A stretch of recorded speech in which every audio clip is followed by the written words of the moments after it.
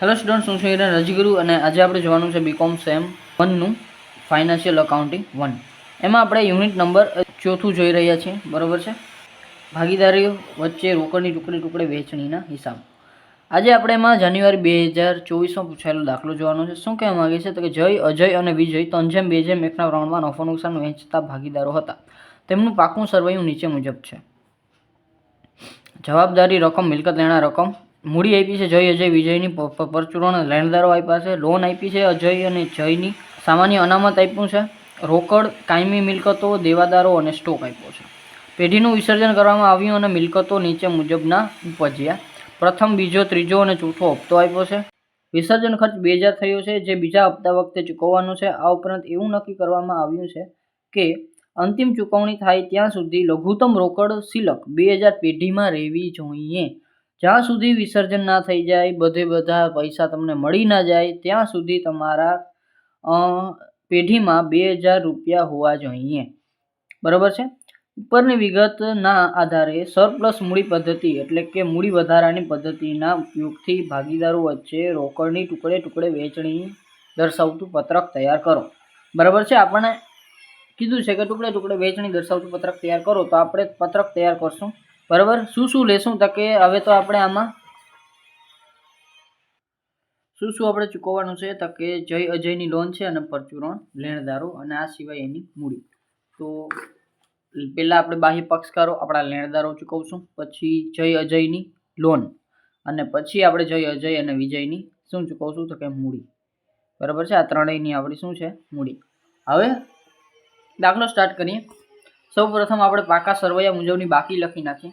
તો અહીંયા આપણે લખશું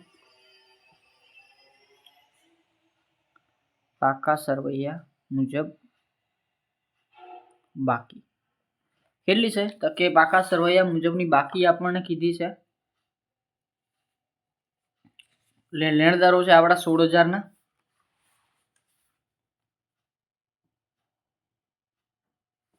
આ સિવાય જય, અજયની લોન છે 8000 અને 2000 જયની લોન છે 8000 અજયની લોન છે 2000 અને જય, અજય, વિજયની મૂડી છે 24, 15 અને 10, તો 24000, 15000 અને 10000. બરાબર છે. ચાલો આગળ છે,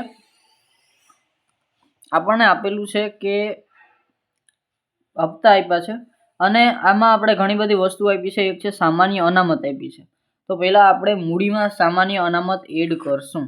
બરાબર છે, તો પ્લસ આપણે છે એ સામાન્ય અનામત. શું કામ તો કે સામાન્ય અનામતનું હવે કંઈ કામ નથી, ભાગીદારો વેચી લેશે એની મૂડીમાં. બરાબર છે. ચાલો, તો સામાન્ય અનામત, કારણ કે પેઢીનું તો વિસર્જન થાય છે એટલે હવે સામાન્ય અનામતનું કાંઈ કામ રહેતું નથી. 24000 છે એને આપણે નફા નુકસાનના પ્રમાણમાં, તો નફા નુકસાનનું પ્રમાણ આપણને 3:2:1 આપ્યું છે. બરાબર, તો 3:2:1માં આપણે સામાન્ય અનામત 24000 વેચી નાખીએ તો 3 ને 2 5 ને 1 6, ટોટલ થશે 6, એટલે કે 24000 ભાગ્યા 6, તો 6 ચોક 24, તો 4 તેરી ને 12, તો જયના મૂડીમાં 12000, 4 દુ 8000 અને 4 એકુ 4000. બરાબર, તને એને આપણે સામાન્ય અનામત પ્લસ કરી અને આપી દીધી, તો એને આપણે પ્લસ કરી અને 12 મૂકી દઈએ. આમાં તો કાંઈ આવશે નહીં, તો અહીંયા આપણે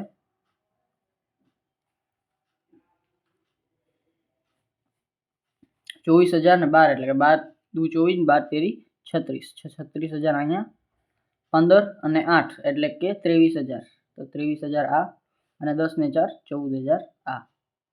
ચાલો આગળ વધીએ. હવે આપણે સામાન્ય અનામત એડ કરી દીધી. હવે આપણે જોઈએ તો રોકડ. બરાબર, રોકડ 4000 છે અને અહીં સ્ટોક આપ્યો છે. આપણે આ ત્રણનું કાંઈ કામ નથી, પણ રોકડ આપી છે 4000. બરાબર, તો આપણે જ્યારે પ્રથમ હપ્તો લઈ તો પ્રથમ હપ્તો પહેલાં લઈ લઈએ આપણે. અહીંયા ડેશ નહીં આવે, પણ 16000 બધીની બાકી આવશે. 16000, 8000 અને 2000. ચાલો હવે આપણે શું કરવાનું છે તો કે પહેલા પ્રથમ હપ્તો, તો હવે પહેલા પ્રથમ હપ્તો લઈ લઈ. કેટલાનો છે તો કે પ્રથમ હપ્તો છે 15000 નો, તો પ્રથમ હપ્તો છે 15000 અને પ્લસ આપણે એમાં રોકડ કેટલી એવી છે 4000, પણ 4000 લઈ લેવાની નથી.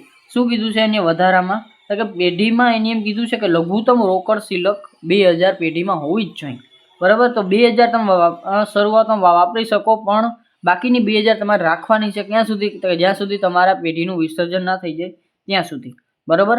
તો અહીંયા આપણે 15000 છે, તો 2000 રોકડ અત્યારે આપણે યુઝ કરીએ છીએ, બરાબર. 4000 રોકડ છે, પણ અત્યારે આપણે માત્ર 2000 યુઝ કરશું, બરાબર છે. તો પ્લસ કરશું રોકડ શિલ્લક, બરાબર. તો ટોટલ થઈ જશે આપણી 17000. હવે આ 17000 માંથી આપણે ચૂકવણી કરશું. તો પેલા આપણે કોને ચૂકવણી કરશું? તો કે લેણદારોને, બરાબર. તો અહીંયા આપણે માઇનસ કરશું લેણદારોને ચૂકવણી. તો 16000 માઇનસ કરશું આપણે, અને અહીંયા 16000 માઇનસ કરી નાખશું. આ સિવાય આ લોકોને કાંઈ મળશે નહીં અત્યારે, બરાબર છે. અને 1000ની અહીંયા જે વધશે એ વધશે, બાકી વધશે, બરાબર. ચાલો,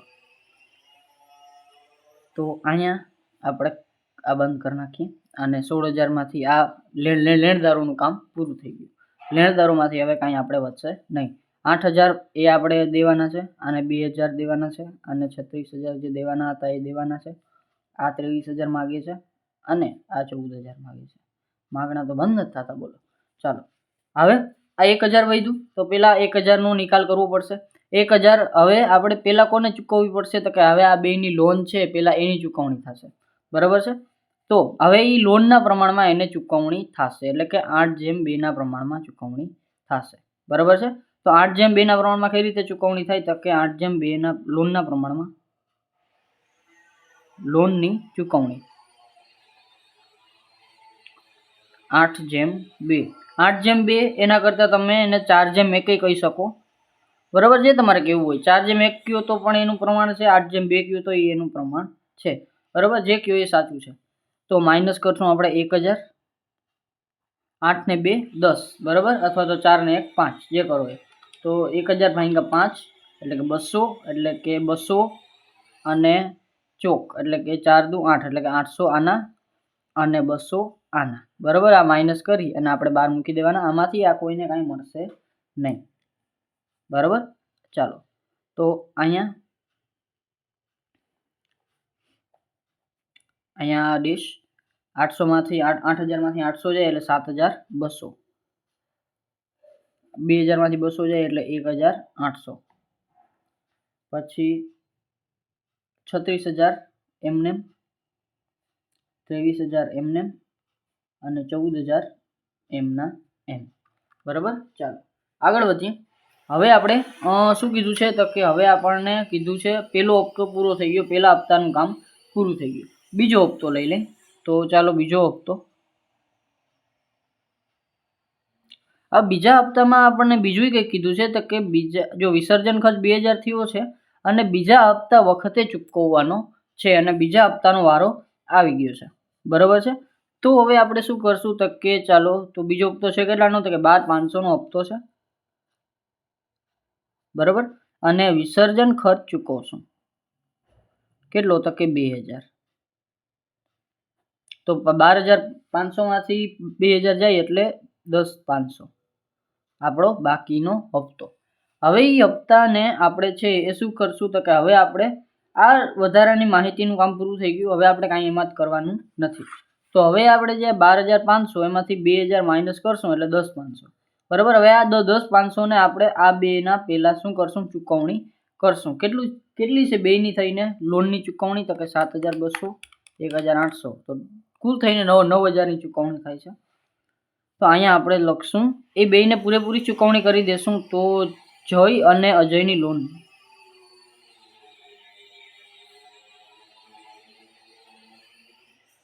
લોનની ચૂકવણી, બરાબર. તો 9000 માઇનસ કરશું, અને આ બેને જેટલા દેવાના છે 7200 અને 1800, જે ચૂકવવાના હતા એ ચૂકવી દીધા. આને કાંઈ પણ વસ્તુ હજી મળશે નહીં,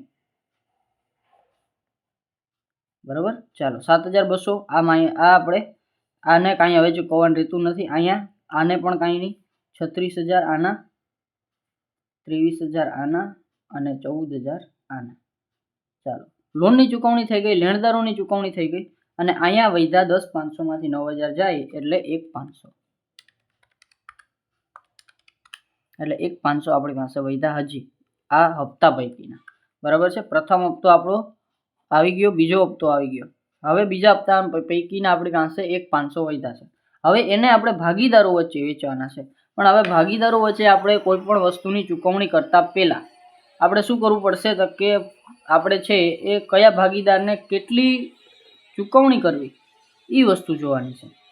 બરાબર છે. ચાલો, તો સૌપ્રથમ તો અહીંયા આપણે કયા ભાગીદારને પહેલા ચૂકવણી કરવી એની આપણે ગણતરી કરશું. તો આપણી પાસે છે એ 3 જણા છે, જય, અજય અને વિજય. ચાલો, અને એ ત્રણેયની મૂડી કેટલી છે? તો કે આપણે જે ચૂકવવાની છે એની જ વાત કરી લઈએ, 36, 23 અને 14. તો 36,000,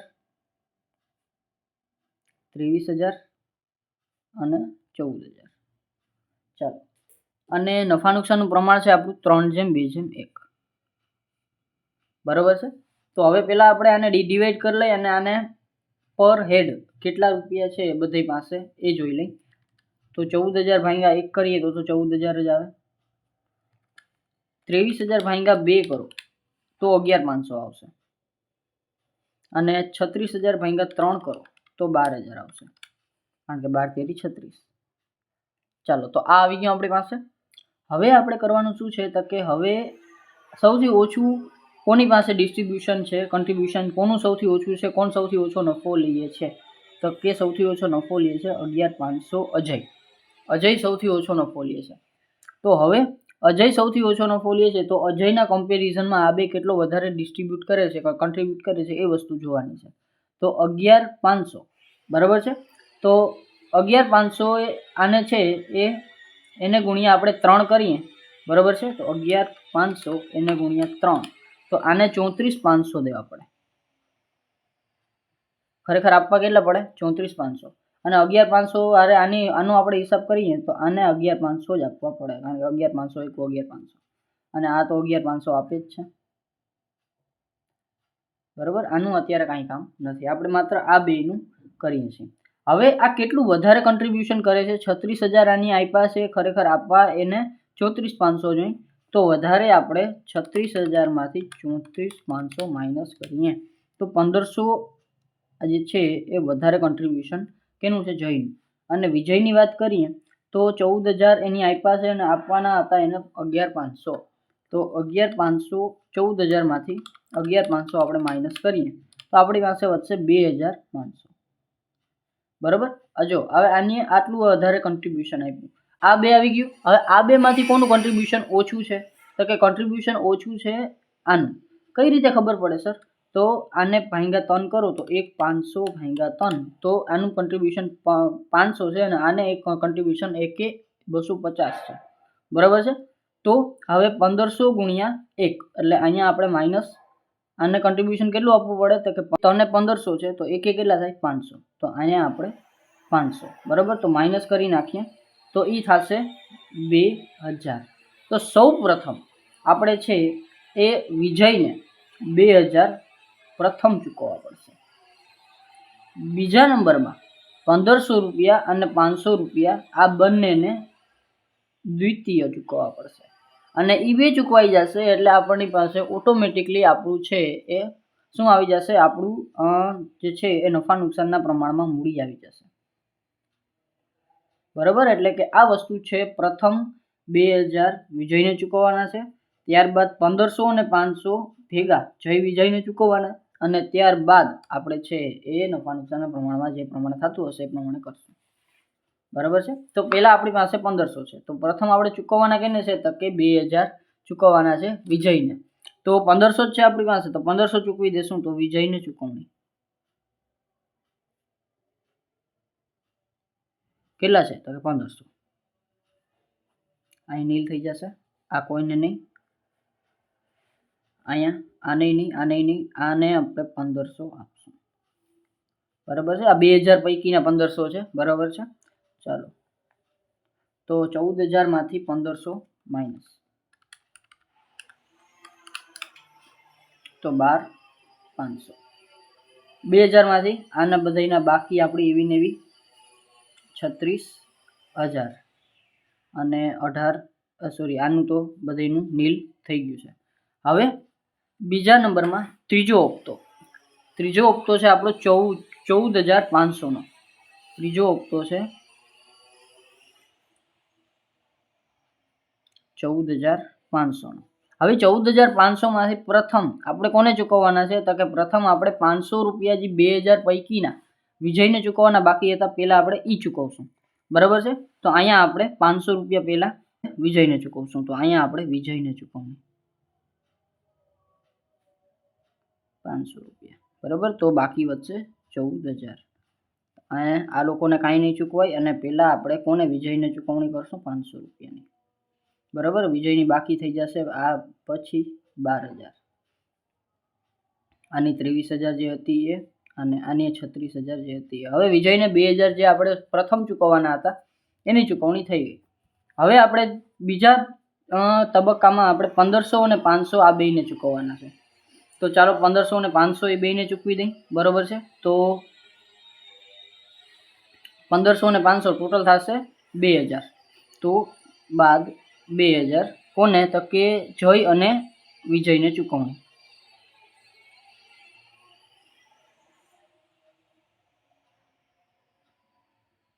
કેટલા? તો કે માઇનસ કરશું 2,000 અને બાકી વધશે 12,000. ચાલો, તો 2,000 આપણે આને ચૂકવણી કરીએ તો જે છે 1,500 આની કોણ છે આપણો? તો કે જય. અને આને કોઈ કાંઈ નહીં મળે 500 રૂપિયા આને. તો 36,000માંથી 1,500 જાય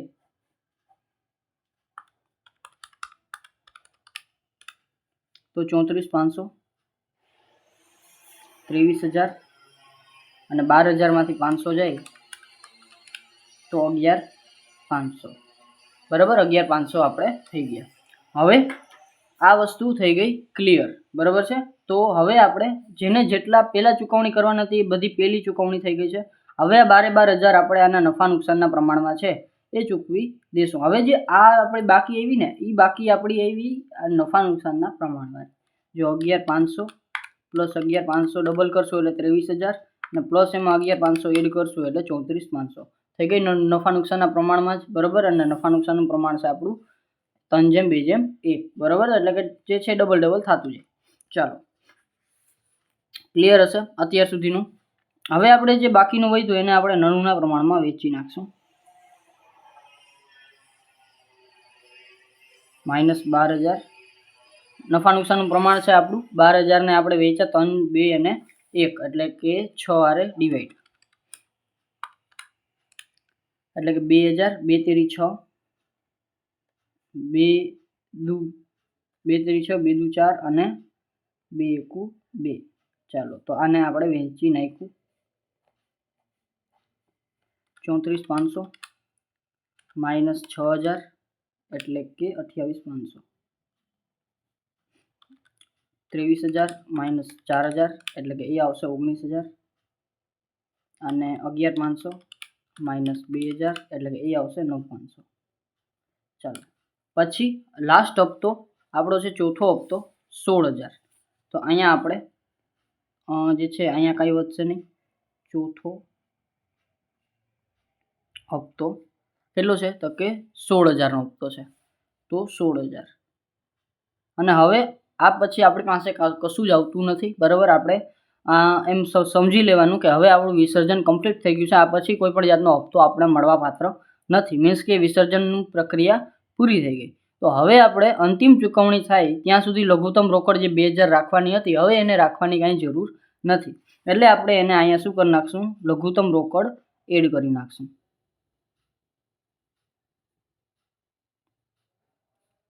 એડ કરશું 2,000. સર એડ શું કામ? તો કે જે 2,000 અત્યાર સુધી રાખી હતી તો આપણી જ હતી, તો ભાગીદારોની જ, પણ હવે એ ચૂકવશે. હવે એ લેશે 2,000. હવે 2,000નું કાંઈ કામ નથી. બરાબર, મકાન ખાલી થઈ ગયું તો કબાટમાં જે પૈસા છે એ પણ કાઢી જ લેવાના હોય. બરાબર છે? તો એ જે કબાટમાં રાખવાના હતા એ કબાટમાં હવે રાખવાના નથી. હવે ભાગીદારો એને કાઢી લેશે અને જે છે એ તાળું મારી દેશે. બરાબર, તો એ વસ્તુ છે અહીંયા થશે. તો અહીંયા થશે 18,000 અને 18,000ને આપણે નફા નુકસાનના પ્રમાણમાં ચૂકવણી કરવાની થશે. તો 18,000 ભાંગ્યા જે છે 3 ને 2 5 ને 1 6 એટલે ભાંગ્યા 6 એટલે કે 3,000. તો 3 તેરી 9, 3 દુ 6 અને 3 એકુ 3, બરાબર છે. તો આ થઈ જશે આપણું, બરાબર. અને એ માઇનસ કરશું એટલે આપણી પાસે જો બધી મૂડી વસૂલ થઈ નથી, બરાબર છે. તો આ આવશે, એ આપણી આવશે મૂડી તૂટ, બરાબર છે. તો આ આવશે, એ આવશે આપણી મૂડી તૂટ, કારણ કે હવે આપણે કાંઈ પણ જાતની વસ્તુ રહેતી નથી. તો મૂડી તૂટ, બરાબર છે. તો 28,500માંથી 9,000 આપણા માઇનસ થશે, તો એ આવશે 19,500. 19,000માંથી 6,000 માઇનસ થશે, તો એ આવશે 13,000. અને 9,500માંથી 3,000 માઇનસ થશે એટલે એ આવશે 6,500. અને આ આવશે આપણી આખરની મૂડી તૂટ. તો આ થઈ ગયો આપણો 2024માં પૂછાયેલો દાખલો જાન્યુઆરીનો, બરાબર છે. આ સિવાય તમને કદાચ અહીંયા ડાઉટ થયો હોય, બરાબર છે. અહીંયા તમને ફરીથી સમજાવી દઉં, બરાબર. શું કર્યું છે આપણે? પહેલાં તો એની માથાદીઠ આવક ફાઇન્ડ આઉટ કરી છે, કાંઈ નથી, બરાબર. તો કે 1 રૂપિયે એને કેટલો ભાગ મળે છે એ, બરાબર. ડિવાઈડ કર્યું છે એના નફા નુકસાનના પ્રમાણ આરે. તો ડિવાઈડ કરો એટલે આનું આવશે 11,500, આનું આવશે 12,000 અને આનું આવશે 14,000. સૌથી ઓછી ડિસ્ટ્રીબ્યુશન, સૌથી ઓછી આવક ધરાવતો વ્યક્તિ, બરાબર, જેને સૌથી ઓછું કન્ટ્રીબ્યુટ કર્યું છે એ વસ્તુ, બરાબર છે. તો એની સામે બાકીના બે કેટલું વધારે કન્ટ્રીબ્યુટ કર્યું છે એ જોવાનું છે. તો આની આરે આપણે આ બેને મલ્ટીપ્લાય કરવાના એટલે 11,500 ગુણ્યા 3, 11,500 ગુણ્યા 1, બરાબર. હવે આ બે વસ્તુ આવી ગઈ તો આપણે એને જે મેઇન કન્ટ્રીબ્યુશન છે એના આરે માઇનસ કરવાનું. તો જે વધારાનું કન્ટ્રીબ્યુશન આવશે એ ભાગીદારોનું આવશે, બરાબર. હવે એ બે ભાગીદારોને પાછું કમ્પેર કરવાનું જેનું ઓછું કન્ટ્રીબ્યુશન હોય એનું. તો ઓછું કઈ રીતે? તો કે 3 આરે તમે ડિવાઈડ કરો તો 1500 ભાગ્યા 3 એટલે 500, આનું એકે 500, આનું એકે 250, બરાબર, 2,500 સોરી, બરાબર. તો ઓછું કન્ટ્રીબ્યુશન આનું છે એટલે વળી આને આપણે શું કરવાનું? તો કે આને 1500 3ને દીધા, આને એકે કેટલા દેવા પડે? 500, બરાબર. તો 500નું કન્ટ્રીબ્યુશન આનું વધારે છે, બરાબર છે. તો અહીંયા આપણે 500 માઇનસ કરીએ અને 2,000નું કન્ટ્રીબ્યુશન એનું વધારે થશે, બરાબર. જે વધારાનું કન્ટ્રીબ્યુશન છે આનું 2,000નું છે. તો આને અહીંયા 1500 વધારે હતા તો ત્યાં એને 500 વધારે દઈએ તો ચાલતા હતા, બરાબર. પણ આની 2,500 દીધા છે, તો 2,000માંથી 500 માઇનસ થાય એટલે 2,000. તો આ આપણે પ્રથમ આને જે સૌથી વધારે એની મૂડી દીધી છે એ આપણે પહેલાં પરત કરશું. પછી આપણે બીજા નંબરમાં આને 500 અને આને 1500 જે વધારાની મૂડી દીધી છે એ પરત કરશું. અને પછી આપણે નફા નુકસાનના પ્રમાણમાં પરત કરશું, બરાબર છે. તો આ હતો આપણો જાન્યુઆરી 24માં પૂછાયેલો દાખલો. આમ ઇઝી હતો, બરાબર છે. થોડીક પ્રેક્ટિસ કરશો અને બાકીના વિડીયોઝ જોશો તો આવડી જશે, બરાબર છે. છતાં કાંઈ ડાઉટ રહી જાય તો મને કોમેન્ટ બોક્સમાં પૂછી શકો છો, મને મેસેજ કરી શકો છો. લાઇક, શેર, સબસ્ક્રાઈબ જરૂરથી કરી નાખજો જેથી કરીને આવતા વિડીયોઝ તમને સરળતાથી મળતા રહે. Thank you.